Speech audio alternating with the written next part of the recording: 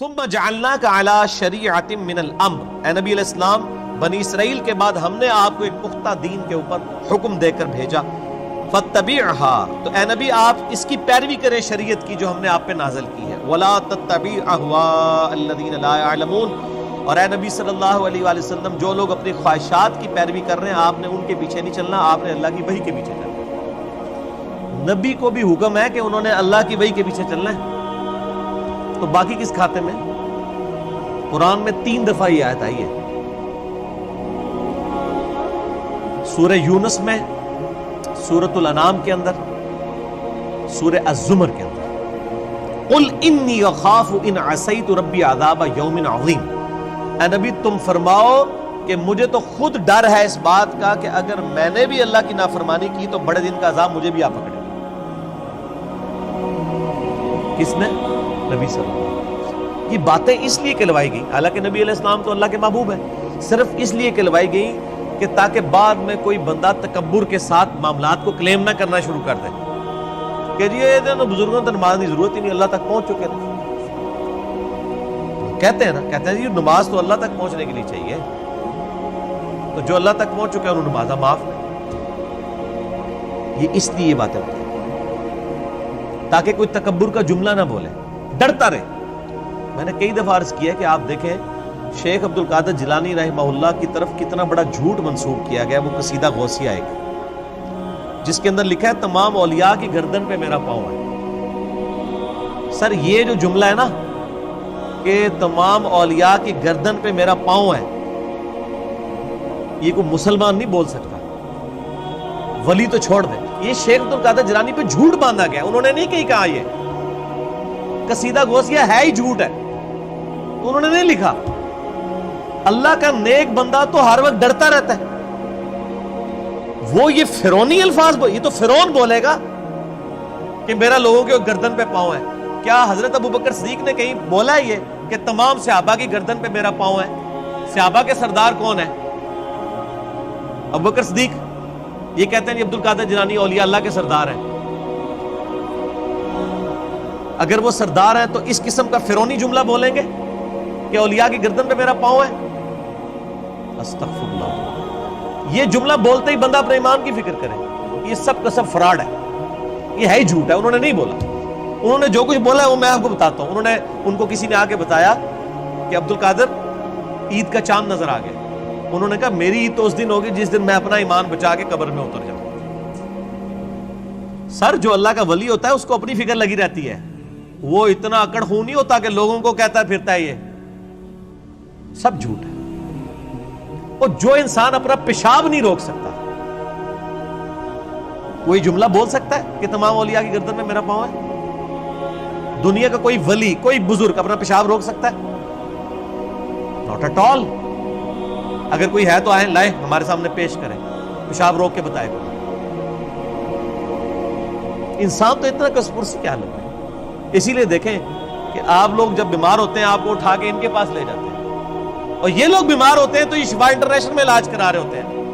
آپ کے جب پیر صاحب بیمار ہوتے ہیں ان کو اسپتال نہ لے کے جایا کرو، ان کو بھی پھر کسی مزار پہ ہی لے جایا کرو نا، نہیں لے کے جاتے۔ یہ آپ کو انہوں نے چکر چلائے ہوئے ایسا، ان کو پتہ ہے کچھ نہیں ہوتا۔ میں تو جتنے بڑے بڑے ادھر دیکھتا ہوں نا سب کے آپریشن ہاسپٹلز میں ہو رہے ہوتے ہیں، اور عام ہاسپٹل میں نہیں، آغا خان ہاسپٹل میں، شفا انٹرنیشنل میں، جدھر ہم لوگ تو ایک دن کی فیس نہیں دے سکتے۔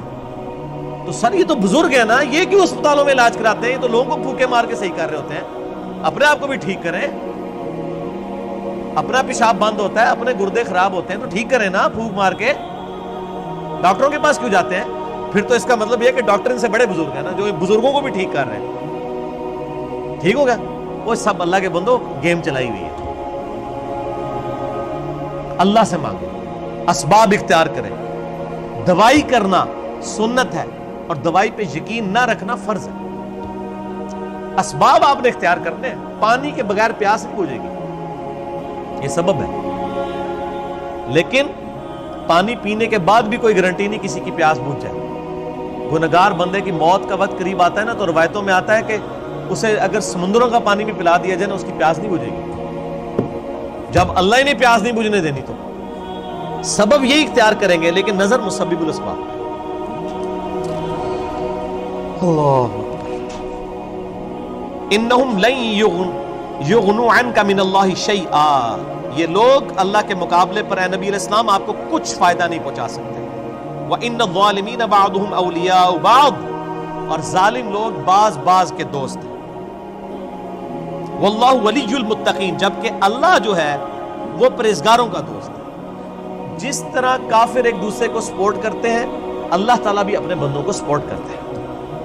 لیکن وہ اللہ کا بندہ بنے، فرعون نہ بنے. اللہ کا بندہ کون ہوتا ہے؟ جو لوگوں کو اللہ کے ساتھ جوڑتا ہے، جو اپنے ساتھ جوڑے، اپنی عبادت کروائے، اپنے سامنے جھکوائے، اپنے پاؤں چموائے، تو اپنی عزت کروا رہے ہیں. ترمذی میں حدیث ہے، انس بن مالک کہتے ہیں کہ نبی علیہ السلام کے استقبال میں ہم کھڑے نہیں ہوتے تھے، کیونکہ آپ نے منع کیا تھا، اب ہم اس کو برا سمجھتے تھے. ہزاروں صحابہ کی موجودگی میں نبی علیہ السلام تشریف لاتے تھے، آپ کے استقبال میں کوئی نہیں کھڑا ہوتا تھا. یہاں ایک چھوٹا سا یعنی لوگوں کا بنایا ہوا بزرگ جو لوگوں کے نذرانے پہ اپنی گاڑی چلا رہا ہوتا ہے، لوگوں کے نذرانے پہ اس کی گزر بسر ہو رہی ہوتی ہے، وہ کسی مسجد میں چلا جائے، لوگ کھڑے ہو کے نعرے مارنا شروع کر دیتے ہیں. اور کدھر نعرے مارے ہوتے ہیں؟ مسجد میں. گھر اللہ کا ہے، اور تعظیم کس کی ہو رہی ہے؟ اس مخلوق کی جو وہ نعرہ مارنے والوں کے چندے پہ چل رہی ہے. اسی لیے میں کہتا ہوں نا، لوگوں نے وہ گاڑیوں کے پیچھے لگوایا اور لکھوایا ہوتا ہے نا، نگاہ مرشد.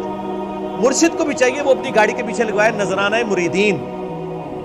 آپ آج نذرانے بند کریں، ان کا تو کوئی سورس آف انکم ہی نہیں ہے. اکثریت کا کوئی سورس آف انکم نہیں ہے. نہ ان کے بچے پڑھے لکھے ہوتے ہیں، نہ یہ خود پڑھے لکھے ہوتے ہیں. ان کو 10,000 کی نوکری نہیں کہیں مل سکتی، لیکن سٹیٹس وہ روزانہ کے لاکھوں روپے خرچ کر رہے ہوتے ہیں. کہاں سے؟ آپ سے. تو صرف ان کو چاہیے نا، جب اپنی گاڑی میں بیٹھیں تو گاڑی کے پیچھے لکھے مریدین کے نذرانوں کی برکت سے. اعظم من فضل ربی تے نہ نے لکھنا تے نہ مرید نے لکھنا ہے، وہ تو توفیق نہیں کسی نے ہونی. اصل تو یہ ہونا چاہیے اعظم من فضل ربی. تو اگر اتنے مریدین لکھ رہے ہیں نگاہ مرشد، تو پیر بھی لکھ دے نذرانہ مرید کی برکت سے، جو سچائی ہے. دوسرے والی تو ہے ہی جھوٹ ہے. نگاہ مرشد کے جس مرشد کو تسی پال رہے ہو، مرشد تو کس نے پال سکتا ہے؟ اللہ پال، اللہ دے.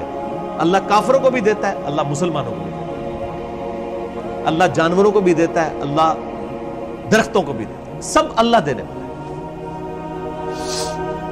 اللہ طرف مارا ہے واللہ ولی المتقین، اللہ تعالیٰ پشت پناہ ہے پرہیزگاروں کا. ھذا بصائر للناس، یہ لوگوں کے لیے بصیرت افروز باتیں ہیں، آنکھیں کھولنے کے لیے. وہدی ورحمۃ لقوم یوقنون، اور ہدایت اور رحمت ہے یہ قرآن ان لوگوں کے لیے جو بات یقین کرنا چاہیں. جنہوں نے نہیں ماننی ان کے لیے قرآن میں کوئی ہدایت نہیں. ام حسب الذین اجترحوا السیئات ان نجعلهم كالذین آمنوا وعملوا الصالحات سواء محیاہم ومماتہم، کیا وہ لوگ جو برائیوں کا ارتکاب کرتے ہیں، کیا ہم ان کو ویسا ہی بنا دیں گے کہ جو ایمان لائیں اور نیک اعمال کریں، کہ یکساں ہو جائے دونوں کا جینا اور مرنا؟ نہیں. دنیا میں بھی بادشاہ جو ہوتے ہیں وہ اپنے تابع فرمان بندوں کو نوازتے ہیں، دشمنوں کو سزا دیتے ہیں. تو اللہ تعالیٰ ماتا ہے جو میرے ماننے والے ہیں وہ، اور جو میرے نہ ماننے والے ہیں میرے نافرمان، ان کو میں برابر کر دوں گا. ان کی زندگی اور موت برابر ہوگی؟ نہیں.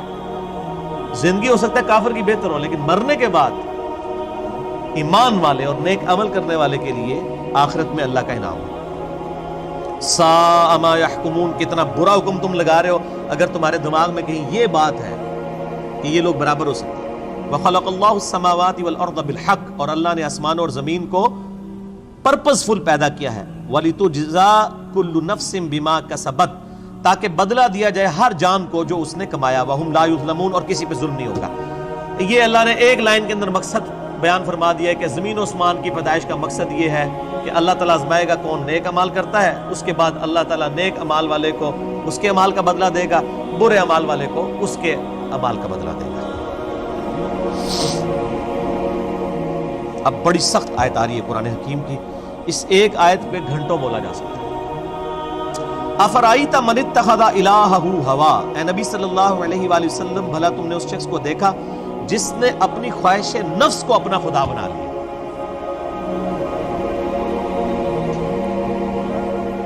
وَأَضَلَّهُ اللَّهُ عَلَىٰ عِلْمٍ، اور اللہ نے اس کے علم کے باوجود اسے گمراہ کر دیا. وَخَتَمَ عَلَىٰ سَمْعِهِ وَقَلْبِهِ، اور اللہ نے اس کے کانوں پر، اس کے دل پر مہر لگا دی ہے، وجعل علی بصرہ، اور اس کی آنکھوں پر غشاوہ، پردہ ڈال دیا ہے۔ فمن یہدہ من بعد اللہ افلا تذکرون، تو بتاؤ اب اللہ کے بعد کون ہے جو اس کو ہدایت دے؟ کیا تم غور نہیں کرتے؟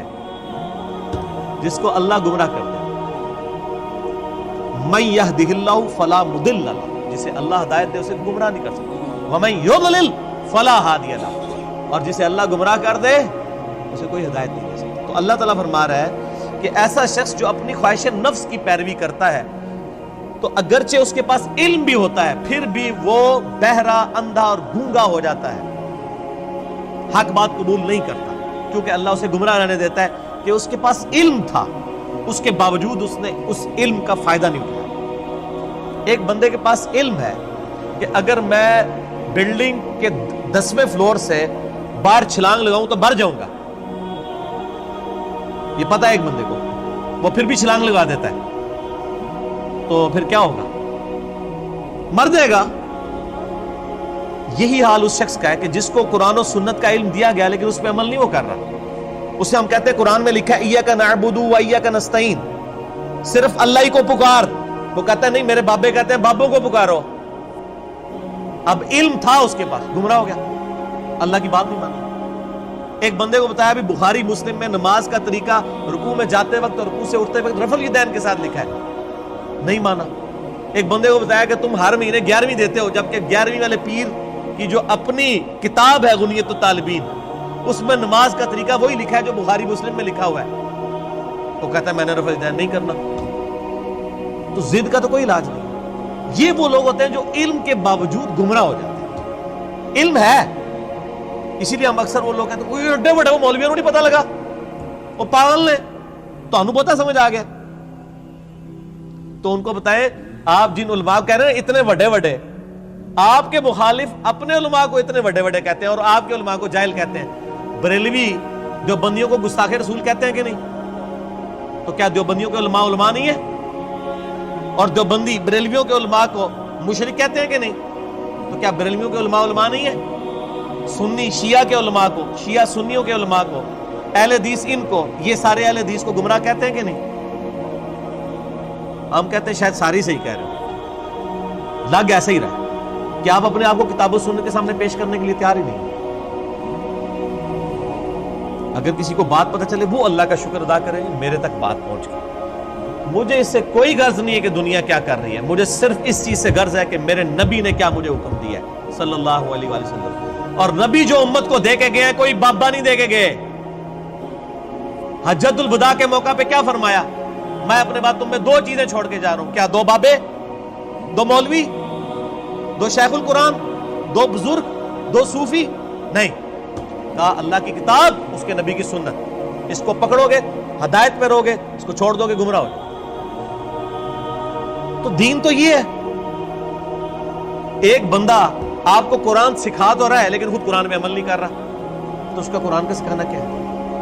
میں آپ کو کلمہ پڑھا کے مسلمان کر دوں، جب آپ مسلمان ہو اور میں آپ کو بتاؤں کہ یہ اللہ کی کتاب ہے، آپ کتاب کھول کے مجھے کہیں گے آپ نے مجھے مسلمان تو کیا ہے لیکن اس کتاب میں جو کچھ لکھے آپ تو اس پہ عمل ہی نہیں کر رہے، تو آپ اس کو کیا یہ کہیں گے کہ میں تمہیں کلمہ پڑھایا اس واسطے میں جو کہوں گا وہی صحیح ہے، یہ کہیں گے یا قرآن کو مانیں گے؟ کلمہ پڑھانا تو اپنی جگہ، بخاری مسلم حدیث ہے اللہ تعالیٰ فاسق سے، بدکار شخص سے بھی دین کا کام لے سکتا ہے۔ اگر کسی نے کسی کو کلمہ پڑھایا یہ اس کی بزرگی کی دلیل نہیں ہے۔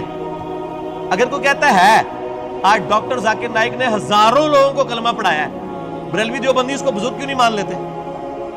پھر تسی بھی جھوٹ مارنے بند کر دو، 90 لاکھ نو کلمہ پڑھایا ہے، وہ تو 90 لاکھ بادی کوئی نہیں سی۔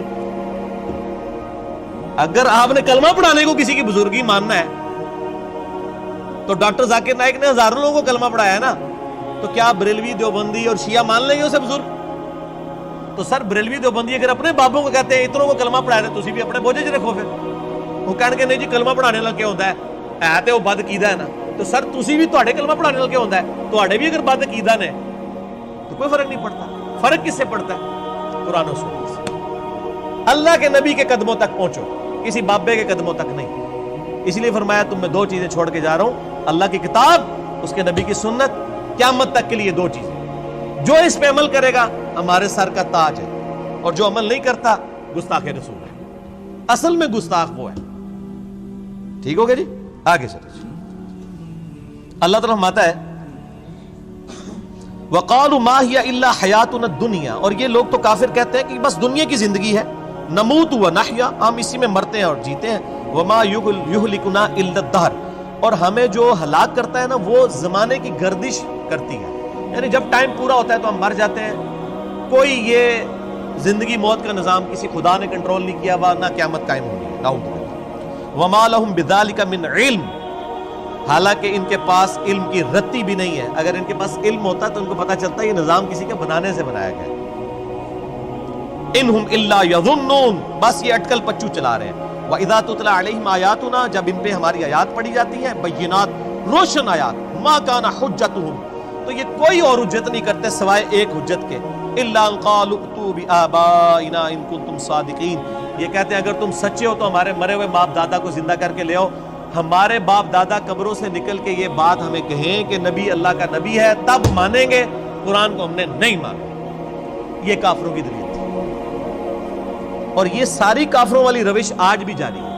ہم کسی کو بتاتے ہیں نا قرآن میں یہ لکھا ہوا ہے، وہ کہتے ہیں یہ جو قبر میں چلا گیا نا یہ تو کچھ اور بتا کے گیا. تو یہ نکل کے اگر ہمیں کہیں، دیکھ لو کافر بھی یہ کہہ رہے ہیں تے پائی اور نہ سی انہوں نے قبرہ تو باہر کاٹ سکتے ہیں. اسی تو ہی دسنا جو اللہ نبی دس کے گئے نے قرآن پاک، اور قیامت تک کے لیے محفوظ صرف اللہ کی کتاب ہے. کسی بزرگ کی تعلیمات بھی محفوظ نہیں ہے. اتنے جھوٹ بزرگوں کے اوپر باندھے گئے ہیں. اسی لیے قرآن پاک میں کئی جگہ ہے کہ بزرگ قیامت والے دن خود اپنے ماننے والوں کے دشمن ہو جائیں گے. 2.25 ارب عیسائی کہہ رہے ہیں حضرت عیسیٰ اللہ کے بیٹے ہیں، تو حضرت عیسیٰ ان لوگوں کے دشمن بنیں گے کہ نہیں؟ کیونکہ حضرت عیسیٰ کی تو یہ تعلیمات نہیں ہے. شیخ عبد القادر جیلانی کی کہیں یہ تعلیمات نہیں کہ آپ کو المدد یا غوث اعظم دستگیر شیئا للہ، کہیں ان کی تعلیمات نہیں. تو شیخ عبد القادر جیلانی دشمن بنیں گے. مولا علی علیہ السلام کی کہیں تعلیمات نہیں ہے کہ تم مجھے یا علی مدد کہہ کے پکارو. ان کی تعلیمات یہی ہے ایاک نعبد و ایاک نستعین. مولا علی بھی اللہ کو پکارتے تھے. مولا علی کا ماننے والا بھی وہی ہوگا جو اللہ کو پکارے. تو اللہ تعالیٰ فرماتا ہے جب یہ حجت کرے تم ان کو کہو قل اللہ یحییکم ثم یمیتکم، اللہ تمہیں زندہ کرتا ہے وہی موت دیتا ہے. ثم یجمعکم الی یوم القیامہ، پھر قیامت دن بھی وہ تمہیں جمع کرے گا. لا ریب فیہ، جس میں کوئی شک نہیں ہے. ولکن اکثر الناس لا یعلمون، لیکن اکثر لوگ اس حقیقت سے ناواقف ہیں. اللہ نے فرمایا کہ بھئی یہ بتا دو کہ اللہ میں اور باقی ہستیوں میں یہ فرق ہے کہ وہ زندگی اور موت دیتے ہیں. تو لے آؤ. اللہ کے علاوہ کوئی زندگی اور موت دے سکتا ہے؟ نہیں دے سکتا. اگر کوئی کیسا کہتا ہے کہ دے سکتا ہے، اور جناب کس کس قسم کے جھوٹ، یعنی انہوں نے، یعنی وہ جی شیخ عبد القادر جیلانی رحمۃ اللہ علیہ نے ایک ڈوبی ہوئی بارات جو ہے وہ مرنے کے اتنے سال بعد زندہ کر دی تھی.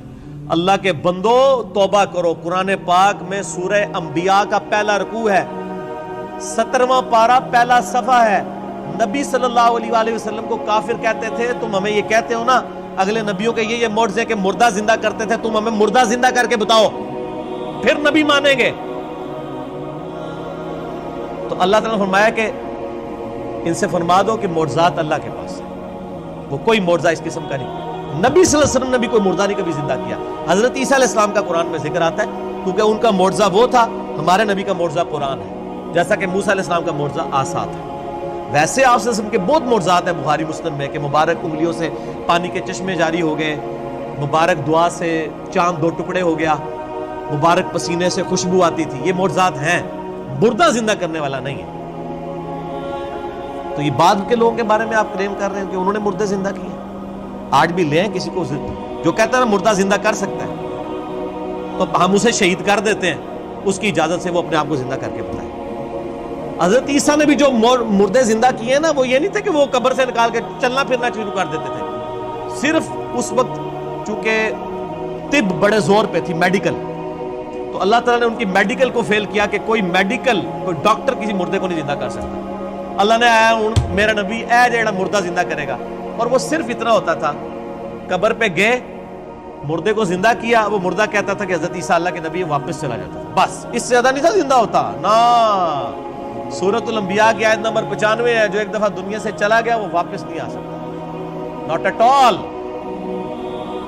گیا دنیا میں واپس نہیں آ سکتا. اگر یہ بات ہوتی تو حضرت فاطمہ روتی روتی فوت کیوں ہوگی 6 مہینے کے اندر کہ میں اپنے باپ کا چہرہ اب دوبارہ نہیں دیکھ سکوں. حضرت عائشہ حضور کی لاڈلی ترین بیوی نبی علیہ السلام کی وفات کے بعد 47 سال تک زندہ رہی ہیں, اور کدھر زندہ رہی ہیں؟ اسی قبر والے حجرے کے ساتھ کمرے میں. میں کہتا ہوں کوئی ایک روایت دکھا دے کہ انہوں نے نبی علیہ السلام کی کبھی زیارت کی ہو قبر کے اوپر. آج لوگ کہتے ہیں ہمارے گھر میں آ جاتے ہیں, کوڑ مارنے چھڑ دو اللہ سے بندے, چوڑ. سب سے زیادہ اگر کوئی حقدار تھا تو حضرت فاطمہ تھی, حضرت عائشہ تھی, مولا علی تھے. ان سے کوئی آپ کو بات نہیں ملے گی. یہ جتنی آپ کو باتیں بتاتے ہیں ساری بزرگ بابوں سے بتاتے ہیں, آپ کو حضرت ابوبکر کی کرامت نہیں بتا رہے ہوں گے اس قسم کی, تو کیا ہوتی نہیں ہے کرامت. ہم مانتے ہیں کرامت صرف یہ ہے کہ کسی کی دعا کی برکت سے کچھ ہو جائے, مرضی اللہ کی. وہ کر کے نہیں دکھا سکتا, وہ کر کے دکھا سکتا ہے تو میں نے کئی بار چیلنج کیا ہے, کوئی زندہ یا مردہ بزرگ میں اپنا انجینئرنگ کا فارمولہ لکھ کے دیتا ہوں, وہ دیکھ کے پڑھ کے بتا دے.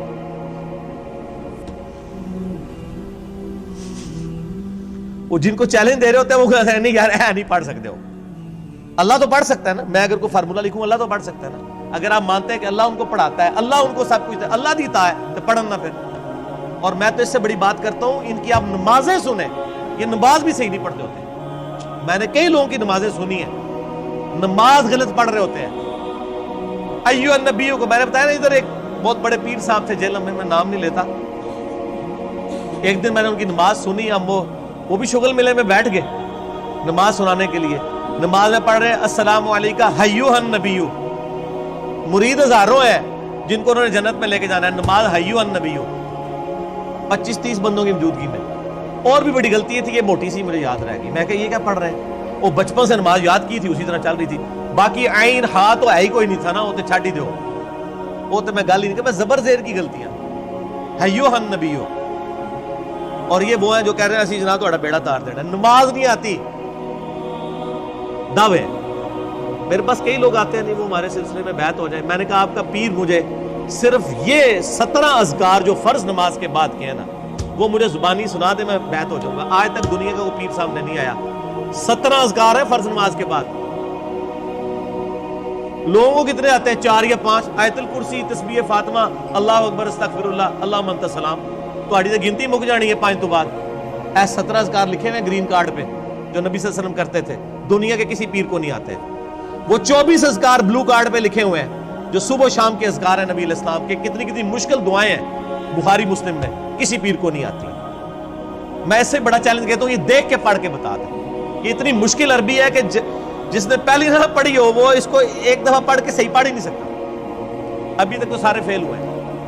تو پھر یہ کہنا کہ ہم لوگوں کو نبی علیہ السلام تک پہنچاتے ہیں, تسی آپ تک پہنچے کوئی نہیں ہوئے ہو. اللہ تو بندے ہو, نبی علیہ السلام تک وہ پہنچا ہوا ہے جو نبی علیہ السلام کے طریقے پہ ہے, جو آپ نے فرمایا ہے, جو آپ نے وظیفے بتائے ہیں. باقی تو آپ کے خود ساختہ چیزیں ہیں, وہ جس طرح ہندوؤں کے ماننے والے اپنا وہ کرتے ہیں, آپ کے ماننے والے آپ کو سکھا رہے ہیں. نبی علیہ السلام کے ساتھ کوئی تعلق نہیں ہے.